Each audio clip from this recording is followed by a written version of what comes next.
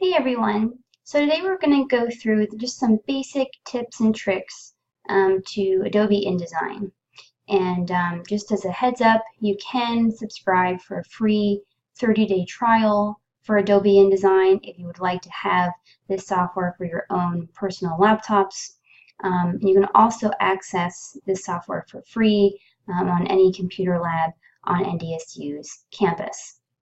So, however you get the program, we'll talk about how you can use it effectively. And again, very basic, very minimal tips. That's all you need for the unit and designing your technical description. So, I'm going to bring up InDesign here. And even before we get into the document itself, it's really important to make sure you have the right measurements for the document. So, I'm going to head over to Edit here. I'm going to scroll down to Preferences and then go over to Units and Increments, which we can find right here. And so as you can see, under Horizontal and Vertical, InDesign automatically defaults at picas. We want to change that to inches. That will make our lives a whole lot easier. So we've got that. We don't need to change anything else, and we can hit OK. And now we can go into starting a new document. So I'll click on Start New here, and then this will bring up the another box in which we can kind of change the dimensions of our document. So for instance, if we wanted to have multiple columns, we could change the arrows here and do so. If we wanted to change the dimensions of the page, we could do that here. This little box right here, this facing pages, is pretty important. So we would keep this box checked if we wanted the left and the right pages to face each other, so almost kind of like a spread that you would see in a book or a magazine. However, if we want to have each page stand alone, which is usually what we want to do with these kinds of documents, then we're going to uncheck this here. And for now, we're going to just keep things as it is and then just hit Create. And now it brings me to this blank document here. So the first thing we'll talk about is how to add an image to your document. And there are a couple of ways in which you can do this. So the first thing is I can head over to this toolbar here on the left, and I can click on the rectangle tool, or I can do the rectangle frame. Doesn't matter, both kind of do the same thing. And I can just draw any box where I want, and now I have my rectangle. So once I have that, I can head over to File, and then scroll down to Place, which is right here. And then I'm going to head over to my folder where I have some pictures, and let's just click on the Cyberman, and here he is. So you can see how this image here has not quite fit the dimensions of the rectangle as I've drawn it. So if it were important for me to have this image fill the rectangle, I could right click it and scroll down to Fitting, and now this gives me some different options. So I can fill the frame proportionally so it doesn't look too distorted. I could, so let's actually undo that for a second. So I'm going to hit Control Z. Now it's back to what it was before. So again, right click, go to Fitting, and I'm going to fit frame to content. But again, if that frame were important, then I could go to Fitting and I could select Fit Content to Frame. But as you can see, now it is a little bit more distorted. So I would have to kind of change that around. But that is kind of one way in which you can add an image. The other way is a shortcut, and you can do kind of hit Control and D, and again that brings up that same folder. Now I can click on this Dalek, and now I have my image there. And then a third way you can add an image is you can bring up the folder, which I have here. You can click on the image here and drag it into your document and then place it. So those are the three different ways you can add an image to your document.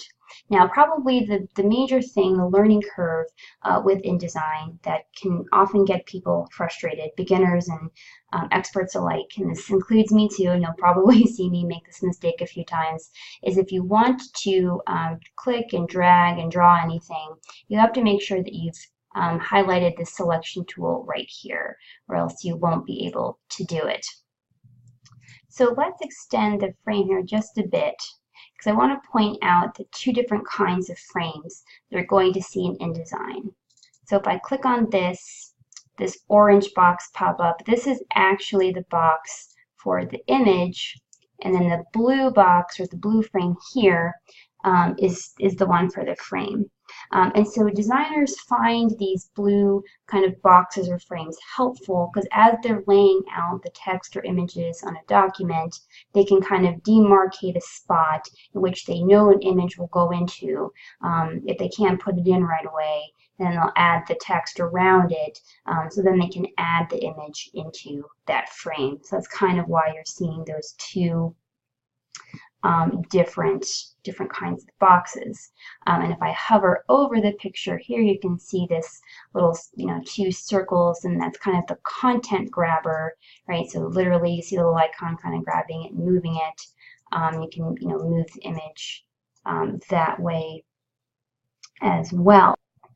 Okay, so earlier, again, I showed you how you can fit a picture within that frame. So for instance, if you kind of wanted to box out your description in terms of, where the text goes, where the images go, now you want to insert your image. And again, if you wanted to make it fit the frame, again, I'm hitting right click, I'm hitting going to fitting, and fitting content to frame. So this is one way in which you can kind of adjust the image or the frame in different ways. Here's another kind of trick you can do too. So I'm going to click, make sure again, got this selection tool highlighted. I'm going to click on the image. Again, I want the blue frame here. And I can kind of click on any box. Now I want to hold Control and press it and hold it, and then drag the picture. And now it will also extend and enlarge or shrink the picture proportionally too. So if you don't want to fiddle around with the frame, you can do this trick as well. So the other thing too to note, so I'm going to just click on that select tool. So as I move the image, you're going to see kind of these lines pop up, right? That purple line tells me that's kind of roughly where, right, the middle of the document is. Right, so I can put it right smack in the middle here. You can also see as I'm moving it, now these green lines are showing up. So that green line right here, that helps me know to kind of match the edge of the picture with all the doctors here to the picture of the Dalek. So that way I know everything is nicely aligned. I can do the same over here. I can do the same from the bottom, from the top. So that's just kind of really helpful to know how to lay out your text and your images. You also might see this little yellow box or orange dot, yellow, orange, either one, but the dot is right here, and if I click on it, now all of these four corners of the picture are highlighted, and I can click and hold and drag them in, and now it rounds off the corners for me. I can also press shift and hold and just extend one of the corners if I want to for dramatic effect, but just another little nice design touch you can do with your document. Okay, so now let's talk about adding some text to your document, and there are different ways you can do this too. So I'm going to head over to the type tool here, click on that, and now I can just draw a box anywhere I want to, and the cursor will pop up. So now I can type my text into the box here, and I can do different things with it. according to this ribbon up here. So I can, of course, increase the text if I want to, or decrease it. That's fine. And do several kind of different options here. Center it, left align it, right align it, whatever makes you happy. But I'm going to go back to the left align right here. There are also some tips that you can do to, tricks to also enlarge the text.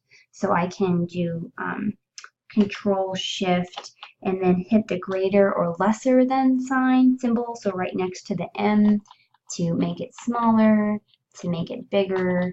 So that also is a neat trick to help you adjust your text. So now I'll go over another way in which you can add text to your document. So I will again click on the Type tool. I will draw a box. And now I'll go to Type, and you can also fill with placeholder text. And again, this kind of functions the same way that a blank frame for an image would. So if you knew that you'd have a space in which you would eventually add the text from your description, you could create a box and then fill it with this basically nonsense language to know where the text will eventually go. If you have text already written for your written description, which I would strongly recommend doing, so typing up all the text that you have in a Word document first.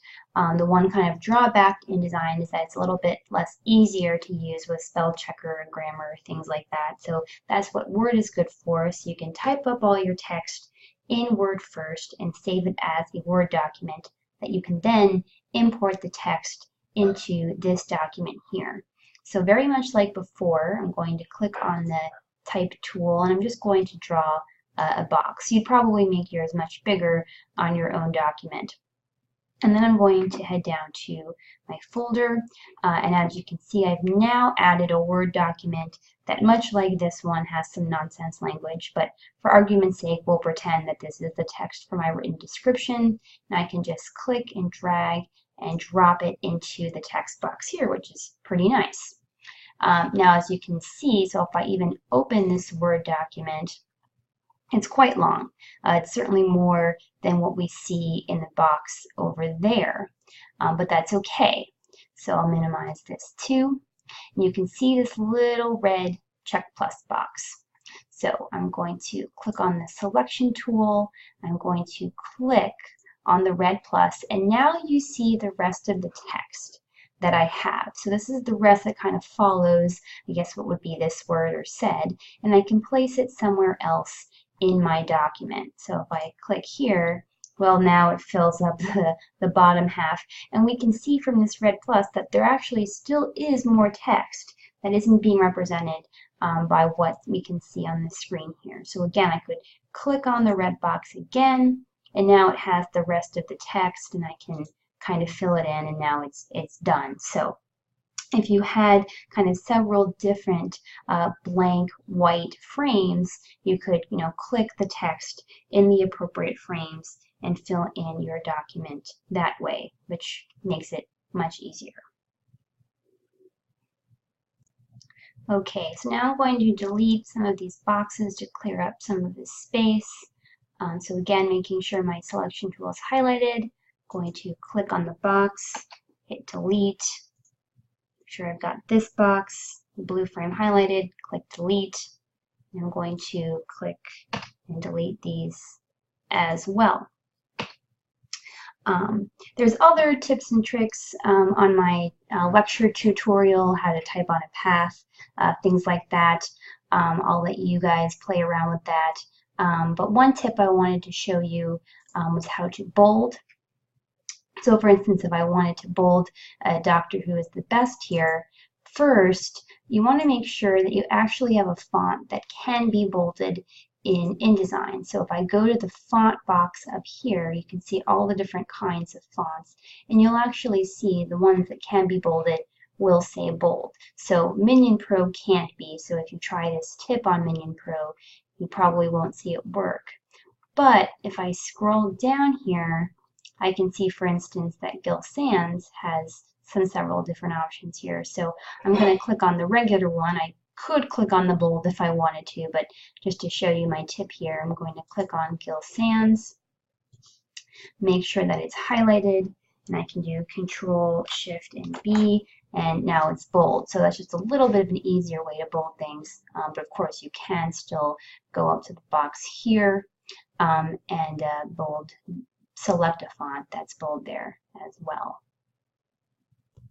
Another tip I want to show you is how to hyphenate your text, and this is especially important if you are incorporating any text from Word into your document. So I'm going to create a new text box. So again, I'm going to go to Type Tool. I'm going to just draw a box here, and I'm going to go to Type, and I'm going to go to Fill with Placeholder Text. And as you can see, my text here is hyphenated. So that can cause some distractions with your readers if your words keep breaking across the lines. So what you can do to prevent that is head over back to Type. You can click on that here. You can click on Paragraph, and this box will come up. And you'll see that there is a check mark next to hyphenate. We will uncheck that, and hopefully you can see how now there are no words that are broken across the lines. So that's really, really important. Once you incorporate text into your InDesign document, whether you type it up yourself or, again, as I recommend, copying and pasting in Word, just highlight that text box or text boxes and make sure you unclick the hyphenated checkbox right here. So now I'll talk about how you can add some color to your text. So what I'm going to do is I'm going to click on the selection tool, and I can highlight the text here. I can go to the box up here and click on, different colors. So of course that would make it pink, green, of course, different things like that. I could also go to color as well over here and also adjust the kind of shading of green if I wanted it darker or lighter. And now another kind of interesting tool is the eyedropper tool. So I'm going to click on this eyedropper here. So let's say I wanted the color of my text to be the same as my image, right, to have consistency across your document. So let's say I wanted the color of my text to be the same color as the 12th Doctor's coat right here. So I could click anywhere on the coat, and now it has the color. But as you can see, it accidentally highlighted the box instead. So, which is not what we want. So I'm going to get rid of that. And again, I just went up here and clicked none. But let's try that again. Let's highlight the text here. So I've highlighted that. I'm going to click on the eyedropper, and I'm going to click on the letters, and there you go. So now you can see how the color is different. If I wanted to, again, make it a different color, I could again click anywhere else on the color of the picture and click on it there. We can still see how there's like a blue border. Again, we can make that none if you didn't want to do that. But again, it's a really neat way of incorporating the color of your image into the text. So another way I can add color to my document is through another use of the eyedropper tool. So I can right click here. So before we had the eyedropper tool, but now we can right click the color theme tool right here and select anywhere on the image. I clicked here, and traditionally then this kind of box would pop up with all the different major images of the picture. So instead of using eyedrop for singular image colors, you can use it for the whole collection of them. So I could use the dark blue, the yellow, the orange, and again, really have consistency in the document by using colors that match when I'm using maybe of a major image or two. And then if I like this swatch, I can click on the checkerboard right here. This will add my theme to the swatches. And then I clicked on that, and now I can hit over to swatches, which is right over here. And so here are the main colors that you see that they always come kind of a default with any InDesign document. And my written tutorial gives more information about those, but I can click on colorful theme here, and now I see all of those images from my swatch. So it's saved there. You don't have to re-click and find them, and I can use them whenever I want in my document. So I'm just going to wrap up this tutorial by talking about how to save as a PDF, and this is especially important, especially if you are sending the document to someone who doesn't have InDesign. If I saved it as it is, if I went to File and Save, it would save it as an InDesign document, which is not what you want to do. So instead, what I'm going to do is I'm going to go to File and click on Export. So right here. And now, here's where you can select the PDF. It doesn't matter interactive print. I usually just do print and I can save it. And yes, you can see my husband's list of files here, including Funko, since we are Pop Funko collectors. But again, that file export you can use to save it as a PDF. So I will end the walkthrough here. My apologies for it not being the most smoothest of walkthroughs, but that's why I've included many other resources for you to look through, including other more professionally designed screencasts of InDesign you're welcome to check out. But the rest of my lecture notes on InDesign lists some shortcuts and then also some more detailed written descriptions of what I've done here. So again, I want to emphasize that these are just the basic things that you need to create a well-designed document. Students in the past have only used these tips and produced many of the examples that you see in the folder, which overall are a collection of some very strong descriptions. So if you've never used InDesign before, no fears. You'll certainly become quite adept at it after this project. But if you have any questions or concerns, please do let me know. Thanks, and we'll talk again later about Unit 3.